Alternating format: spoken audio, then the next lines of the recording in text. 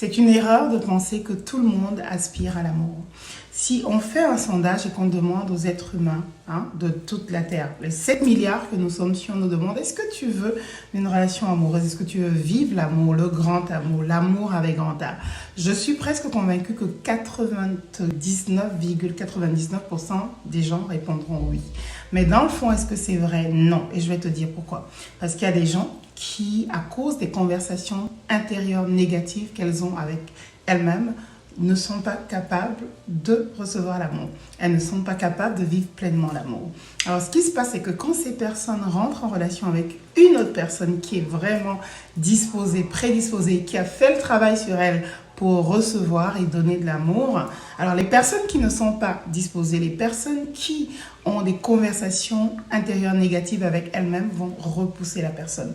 Alors, ce qui arrive souvent, c'est qu'au début, tout peut paraître lisse, beau, smooth, comme on dit en anglais. Mais si une personne qui n'est pas disposée, qui n'a pas fait le travail sur elle pour recevoir de l'amour, se met avec une personne qui a fait tout le travail nécessaire, la personne qui n'a pas fait le travail sur elle va commencer à manifester. Au bout d'un moment, ça peut être 2 mois, 3 mois, 1 an, des signes de lassitude.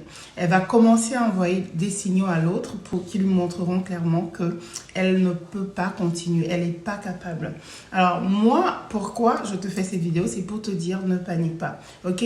Si tu te retrouves dans une situation avec une personne comme ça, écoute, essaye d'en discuter et si malgré tout ce que tu essayes de dire, d'expliquer, la personne continue de te donner des signaux de chaud, de froid, la personne te donne l'impression que vous avancez et puis vous faites 1000 pas en arrière et des choses comme ça, je t'en prie, prends tes pics et tes claques.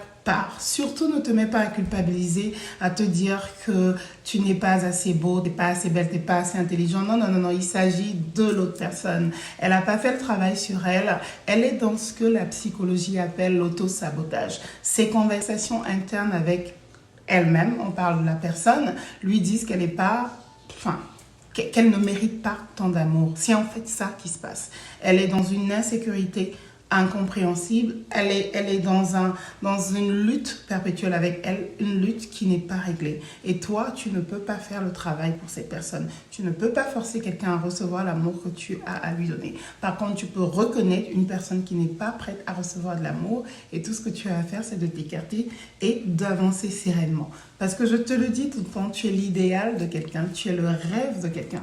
Il y a quelqu'une sur cette terre qui rêve de te rencontrer. Tu es vraiment le meilleur de ce qui peut arriver à quelqu'un. Je te rappelle encore qu'on est 7 milliards sur la terre. Alors, je te dis, ne bloque pas, ne t'en veux pas, ne culpabilise pas, ne te dis pas, je ne suis pas assez ci, je ne suis pas assez ça.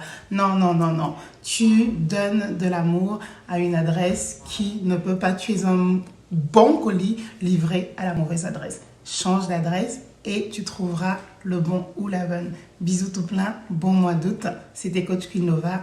À bientôt.